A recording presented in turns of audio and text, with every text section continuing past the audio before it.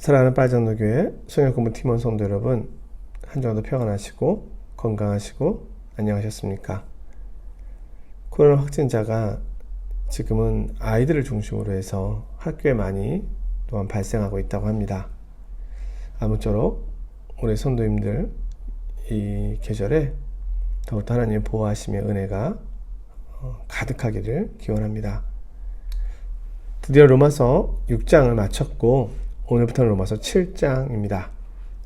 자, 로마서 7장에 들어가기 전에 지금까지 우리가 어떻게 여기까지 오게 되었는지 그 내용을 좀 정리해 보려고 하는데요. 자, 로마서의 전체 주제는 하나님께서 우리를 위하여 행하신 일. 자, 그것이 바로 복음이 되겠죠. 자, 로마서 1장 1절에서 17절은 로마서의 서론이라고 할 수 있습니다. 그 다음에 로마서 1장 18절부터 3장 20절까지는 구원의 필요성에 대하여 이야기하고 있는데요.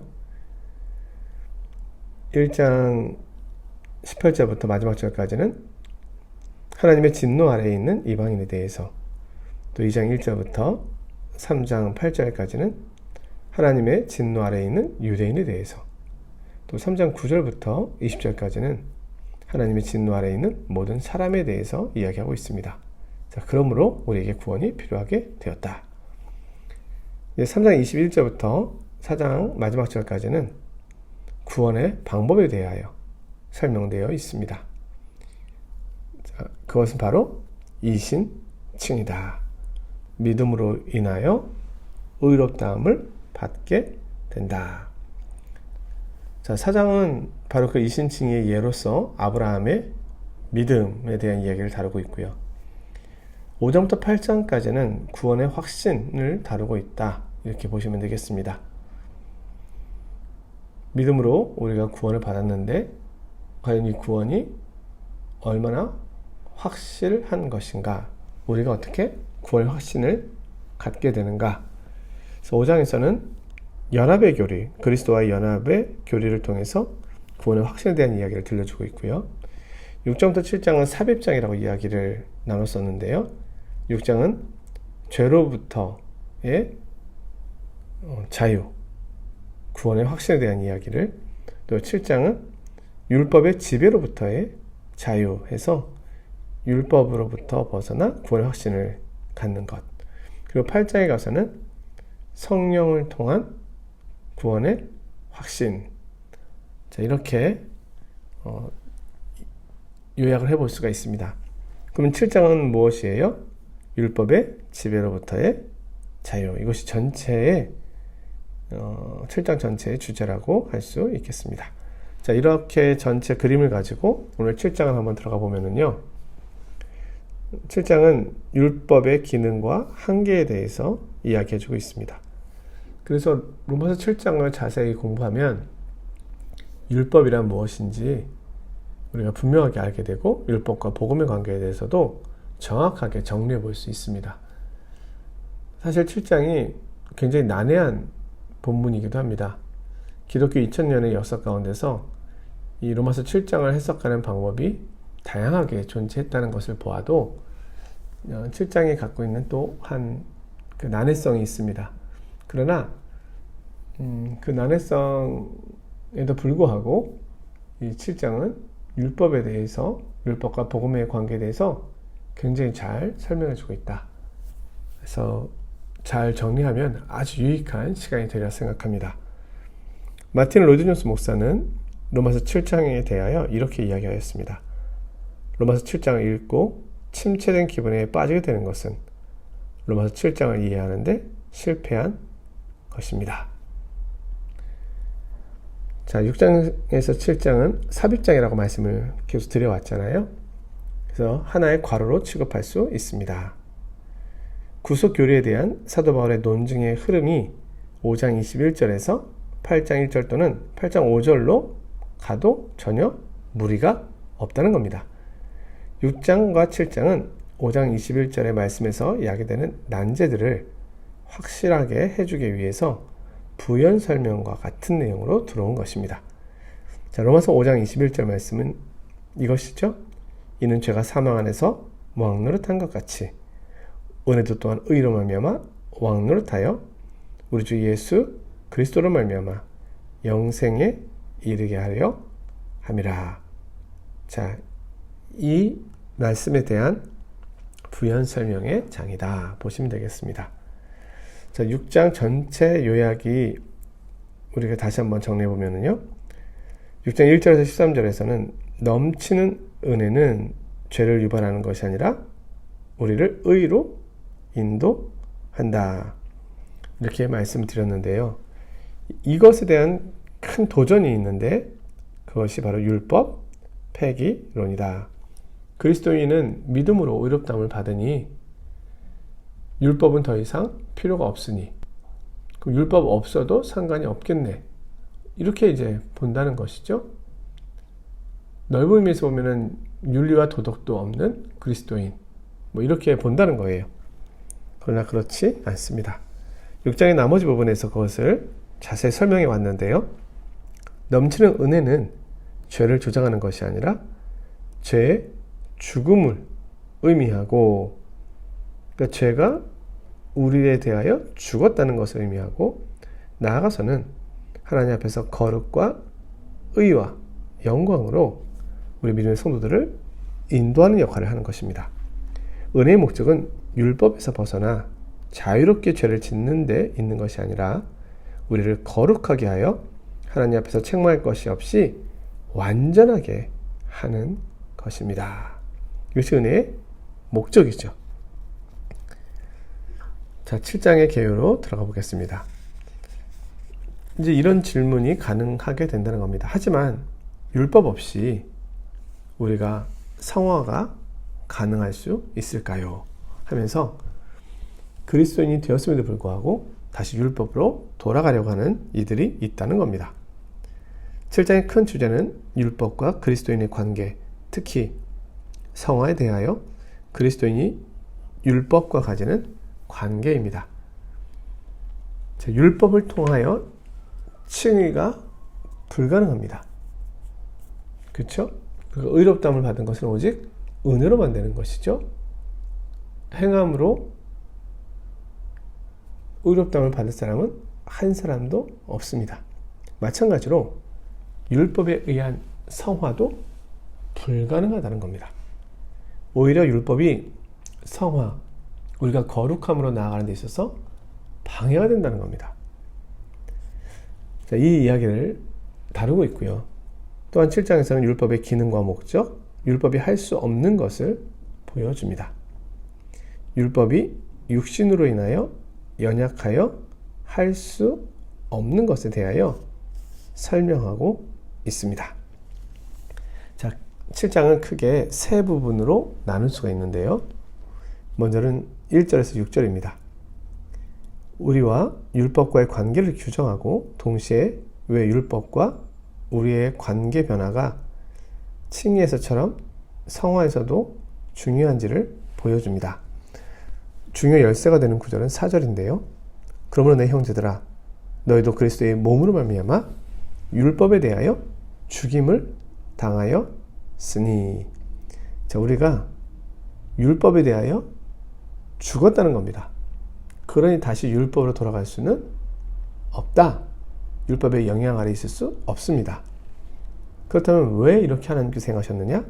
이는 다른 이 곧 죽은 자 가운데서 살아나신 이에게 가서 우리가 하나님을 위하여 열매를 맺게 하려 함이라.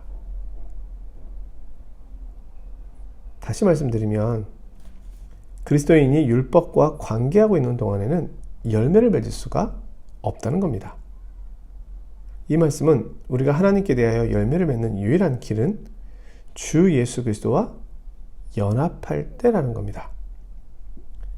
이제 성도와 율법의 관계는 완전히 달라졌음을 이야기합니다. 7절에서 12절입니다. 이것은 율법에 대한 옹호입니다. 자, 그러면 율법이 죄입니까? 우리가 율법과 더 이상 관계하고 있지 않고, 그리고 선한 열매를 맺기 위해서는 율법에 대해 죽임을 당해야 된다면 그것은 율법이 죄라는 것을 의미하는 것이지 않느냐, 이렇게 질문할 수 있다는 겁니다. 그러나 그렇지 않습니다. 그래서 여기서는 율법 자체의 정당성을 옹호합니다. 우리가 하나님께 대하여 열매를 맺지 못하는 것은 율법에게 책임이 있는 것이 아니라 오히려 문제는 우리 자신에게 있다는 겁니다. 8장 3절에 이와 비슷한 말씀이 나오는데요. 율법이 육신으로 말미암아 연약하여. 자, 연약한 것은 율법이 아니라 육신입니다. 즉 우리입니다. 13절에서 25절은요. 우리가 여전히 율법 아래 남아있다면 어떻게 될 것인가를 보여줍니다. 만약 그렇다면 성화는 불가능하다는 겁니다. 오히려 유일한 소망은 율법이 아니라 예수 그리스도 뿐입니다. 자, 7장만큼 죄와 죄의 방식과 열매에 대하여 심오하게 분석한 것은 없습니다. 아마 공부해 보시면 이 내용을 분명하게 이해하시게 되리라 생각합니다. 자, 7장은 5장 10절에서 말한 것을 되풀이하고 적용해 가는 것이라 할 수 있습니다. 로마서 5장 10절의 말씀입니다. 곧 우리가 죄인 되었을 때에 그의 아들이 죽으심으로 말미암아 하나님과 화목하게 되었은즉 화목하게 된 자로서는 더욱 그의 살아나심으로 말미암아 구원을 받을 것이니라.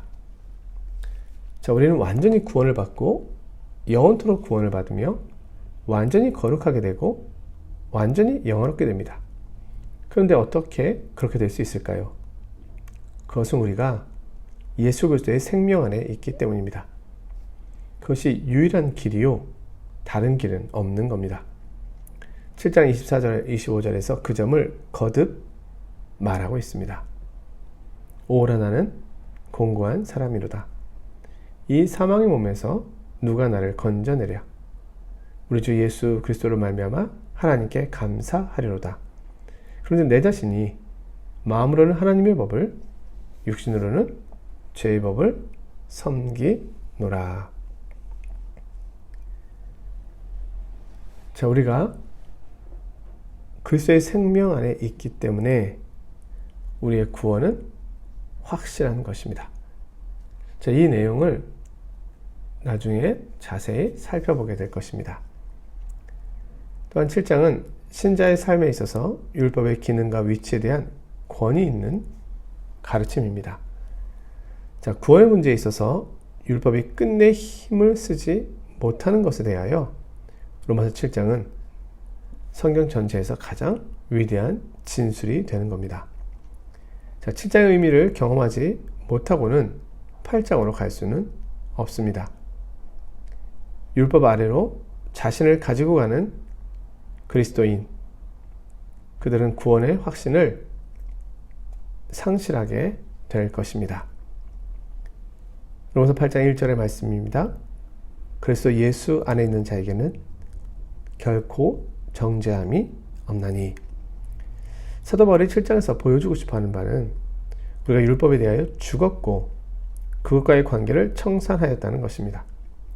우리는 새로운 결혼 관계에 있습니다. 결코 다시 옛 관계로 되돌아갈 수는 없습니다. 정죄의 의식에 우리의 마음을 빼앗겨서는 안 됩니다.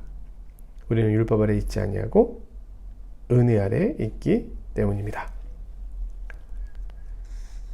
자, 인간이 율법을 대하는 세 가지 자세가 있는데요. 하나는 율법 폐기론입니다. 이것은 앞에서도 살펴보았었죠.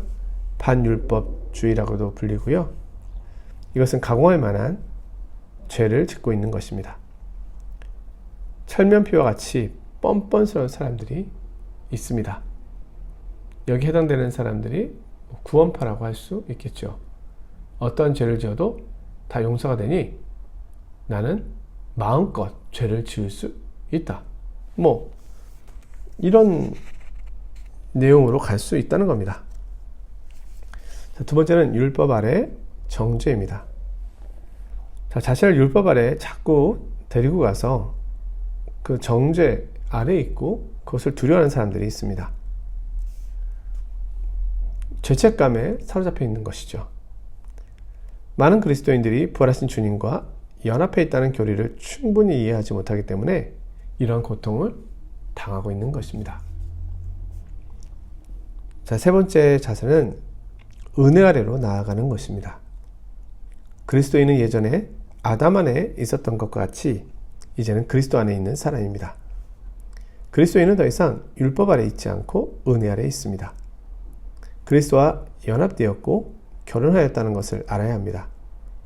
그리스도인이 해야 할 오직 한 가지 일은 그리스도께 신실하는 것입니다. 그에게 복종하는 것입니다. 다른 모든 것을 희생하고서라도 오직 그에게만 우리 자신을 드리는 것입니다. 그것이 결혼 서약이요 선서입니다. 자, 로마서 7장에서는 율법을 결혼 관계로 풀어냄으로써 율법과 결혼 관계가 끝이 나고 우리는 그리스도와 새로운 결혼 관계 속에 들어왔다라고 이야기합니다. 그러하기에 율법이 새롭게 결혼한 그리스도와 결혼한 성도를 더 이상 찾아와서 영향력을 행사할 수는 없다는 것이죠. 뒤에 가서 자세히 살펴보게 될 것입니다. 성도의 선한 열매를 맺게 하는 능력은 오직 그리스도께만 있습니다. 우리가 해야 할 일은 그리스도와의 관계를 깨닫는 것입니다. 우리 삶의 작은 부분까지도 그에게 철저하게 복종하는 것입니다. 마지막으로 적용입니다. 우리가 율법과 그리스도인과의 바른 관계를 이해하지 못한다면 우리는 그리스도인이지만 가련한 그리스도인으로 살아갈 수 있습니다. 복음이 주는 기쁨 대신에 율법의 정죄 아래에서 슬픈 그리스도인이 될 수 있다는 겁니다. 로마서 7장을 공부하면서 다시 한번 롤존스 목사의 말을 기억해 봅니다. 로마서 7장을 읽고 침체된 기분에 빠지게 되는 것은 로마서 7장을 이해하는데 실패한 것입니다. 그러기에 우리는 이 말씀을 늘 되새겨보면서 로마서 7장을 이해해 보려고 하는 겁니다. 복음이 주는 참된 자유와 은혜의 기쁨을 누릴 수 있도록 그렇게 바르게 공부하는 시간이 되기를 원합니다. 저 개인적으로도 이 로마서 7장을 공부하면서 너무나 많은 유익을 얻었습니다. 함께 이 복된 유익을 누리게 되는 시간이 되기를 원합니다. 이제 2주간 방학을 하고 그리고 나서 내년에 또 찾아뵈야 될 것 같습니다. 한 주간도 평안하시고 건강하십시오. Bon vacances. 안녕히 계십시오. 고맙습니다.